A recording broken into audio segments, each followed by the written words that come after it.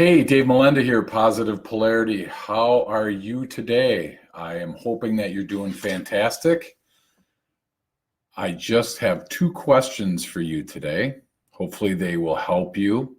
Number one, why does one person succeed and another doesn't? That's an interesting question. A lot of answers. I'm sure there's a ton of people that have a ton of feedback on that. I have a different perspective on that I want to share. The second question is for anybody that's motivated by money, which isn't good or bad. It just is a motivation for certain people. What if I could tell you that there's a way that you could make $29,000 more a year by improving this one thing in your life? Hopefully I got somebody's attention with that. So I want to move forward into this talk today. And I want to talk to you about emotional intelligence. Now, we've heard of it, whether EQ is emotional quotient, not IQ, that's completely different. This is EQ, emotional quotient, which actually measures emotional intelligence. Now, emotional intelligence is actually using our emotions to facilitate higher levels of collaboration and productivity. So where this really hits home for me is when I'm driving and there's cars around me. I can get a pretty good feel for their emotional intelligence based on how they drive. So think about it from your perspective. Think about the last time that you were cut off, or the last time that somebody snuck in front of you, or did whatever somebody did for you, to you. What was your immediate reaction? Now, our immediate reaction, which we'll get into in a little bit, is purely normal. What's not necessarily normal or not necessarily healthy is what potential reaction you have. So we'll come back to that in a little bit, but just for a frame of mind, we're going to be talking about driving skills and how it affects us emotionally. So think about, back to the first question, why do people succeed? Some people succeed and other people don't. The studies, the statistics, all the research points to the fact that education doesn't really allow one person to succeed and another person not. Your passion that you have doesn't. Your intelligence that you have, even your experience, doesn't necessarily help you succeed in life. And one person, again, does, and the other person doesn't. This right here, the EQ, has been proven in research around the world to show that the higher your emotional intelligence, the more money that you'll make. And so those things right there I want to talk about. It also will give you a lot more fulfillment in life, the more emotionally intelligent that you are. So let me ask you a question. How well do you understand your emotions? You know you have them. How well do you understand them? Emotions, they can help or they can hurt, but you don't have any say in them until you understand them. And so that's what I want to kind of unpack. Now, another statistic shows that about a third, it's 36%, but let's just say 1 in 3 people, they can accurately identify their emotions as they're happening.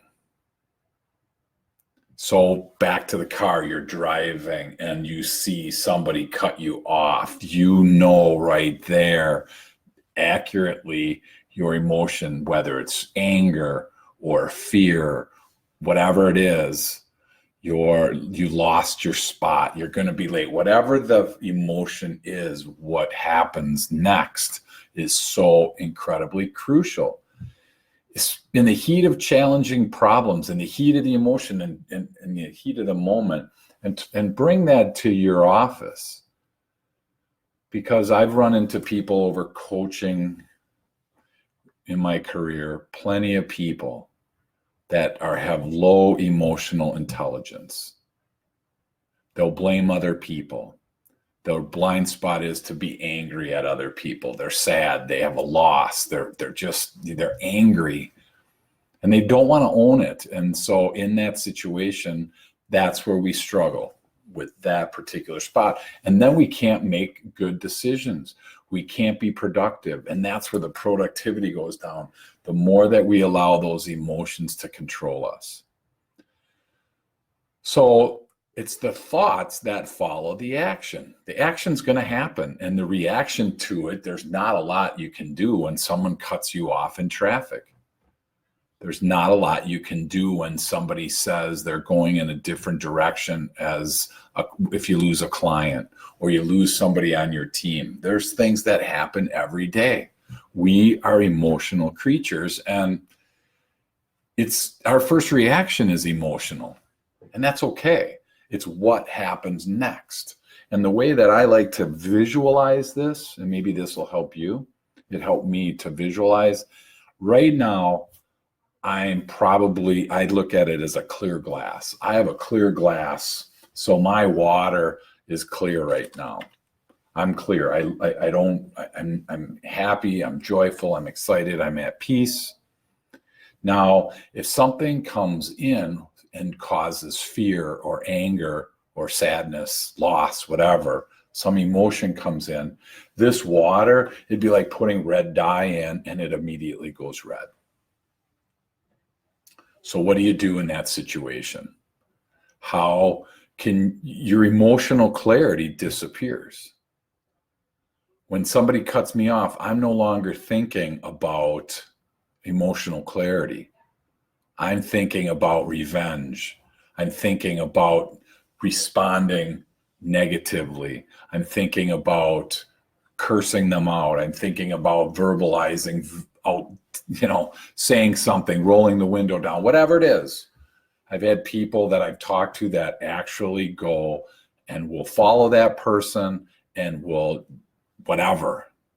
verbally berate them, physically try and get involved in an altercation. And so it happens at work all the time when emotions come to us.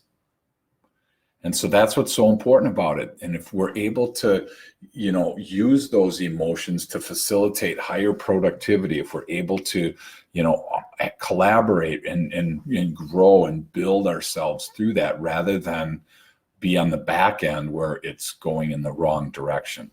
Excuse me. So there's really 4 dimensions of emotional intelligence that I want to go through here real quick.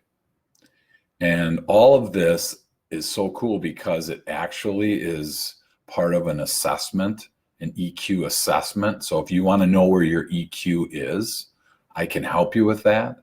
And like I said, low EQ people, $29,000 less than high EQ people.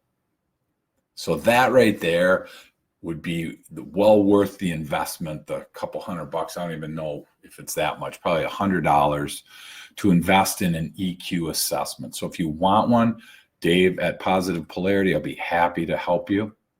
Respond to this video, that's fine as well. But there's 4 dimensions to this as we kind of wrap this up that I just want to run through with you real quick. Number 1, self-awareness. How self-aware are you? How well do you recognize your moods? Do you recognize when you are clear and you go to red? Do you know what sets you off? Do you know what your triggers are? So that's the first thing, is how self-aware are you? The second thing is how self-regulated are you? How able are you? What kind of ability do you have to control your moods? Again, that thing is going to happen. So you recognize it, and then how do you get back to clear from red? The quicker that you can do that, the more successful you're going to be. You can't help when someone cuts you off.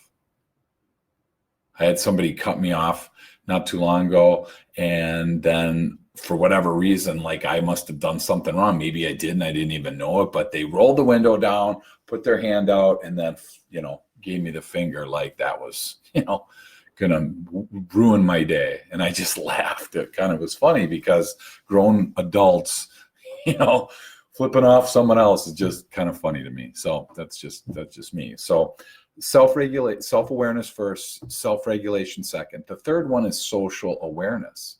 How well can you recognize other people's moods? Because that's really important in our team. And if we know that certain things set off certain people and we do it anyway, that's low self-awareness. And then the last one is social regulation. How able are you to influence the moods of others?